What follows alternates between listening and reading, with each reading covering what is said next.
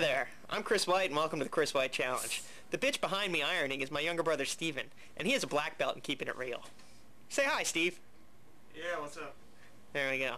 This week's challenge comes to you from Mumi Hamarjani of Washington, D.C., and the subject is body piercing. The performance you're about to see was done at the Helium Comedy Club on June 1st, heliumcomedy.com. Fabulous venue, great staff, excellent atmosphere. I highly recommend checking it out. And this is going to run about 5 minutes long. If you have any challenge suggestions, please email them to chris@dcstandup.com, and I will get to them as soon as humanly possible. And as always, you can get the full rules and past challenges at the blog at chriswhitesucks.com. Do it now! One more time. Do it now! Listen to the man. He has a black belt in keeping it real. This is fun. We got a fun. You guys are nice, fun, young, energetic crowd. A lot of tats and piercings out there. That's good. That's exciting. They had a biker convention in D.C. Last week, and it was just like tattoos as far as the eye could see.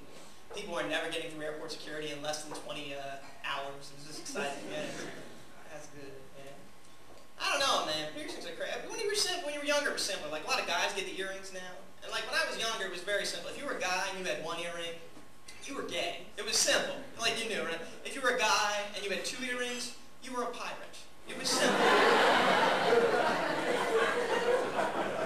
And if you were a guy with 3 earrings, you were a gay pirate. It was very simple.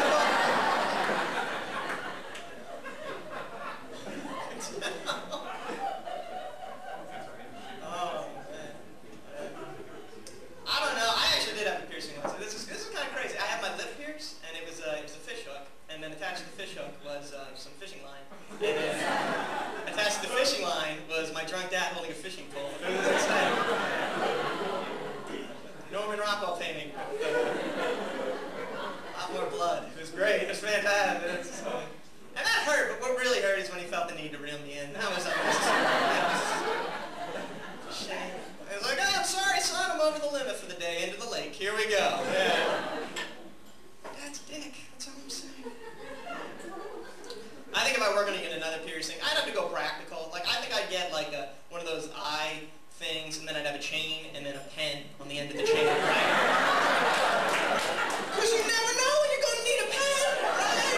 You be Johnny on the spot. People are like, oh, goddamn, I just got to write this. Like, right here, there you go. These paper clips, I made some modifications to my Prince Albert. What do you say? No, you're good? All right, that's fine. People are crazy with it now. I went on a date the other day with a girl. First date, 15 minutes into dinner. She goes, hey, hope you're not intimidated, but I have a labial piercing. Well, I guess we're done talking about the weather. All right. I am more charming than I thought. All right. It's kind of a conversation starter. What do you say? It's like, well, I hope you're not intimidated, but I don't know what a labial is. All right. Straight up.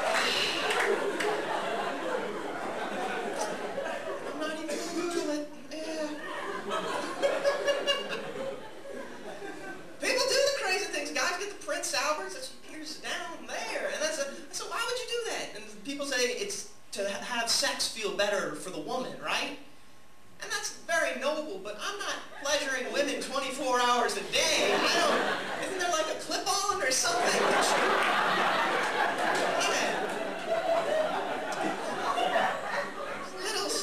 That's all I'm saying. I think it'd be cool if you got piercings, like if you only got piercings on like acupuncture points, so you would be relaxed all day long, right? Mellow. You believe in acupuncture? You think that works? Yes, that works for some people. I don't know. It just seems crazy. Like, oh, you stick needles in your body and you feel relaxed. Like, no, that's heroin. That's what you're thinking. Heroin is just high-impact acupuncture. That's all it is. Yes. Piercings can change you, though. They can. They can change your behavior. It's true. This is the most extreme piercing of all time. 1860s, this guy named Phineas Gage, he was a railroad worker, working up in Vermont, right? It's a massive explosion. 3-foot metal rod gets driven through his skull. Pierces his skull, he lived.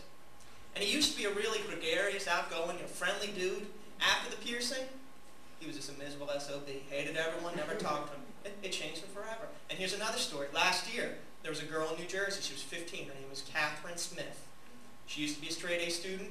She got a belly ring. Now she's a slut.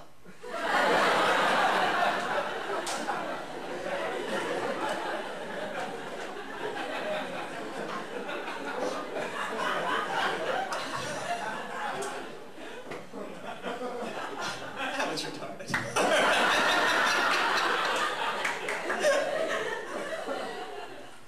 I'm a big fan of the nose ring. I like that. Like the nose, like when you get your septum pierced and you have that's like a little door knocker for your face. That's kind of cool, right? Resist the temptation, though. You don't ever want to do that. If someone has that sort of thing, like,